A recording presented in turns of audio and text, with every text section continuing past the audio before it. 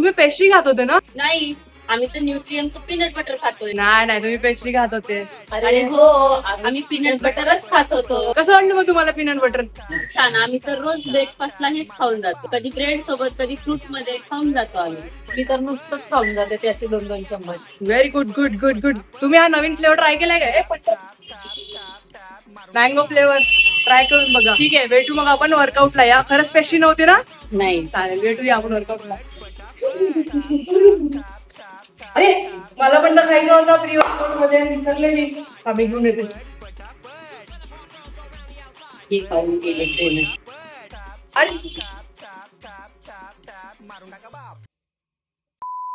और फिर देखो झटपट पटापट लक्ष्मी जी घर के अंदर प्रसन्न होके अंदर आएंगी झटपट पटापट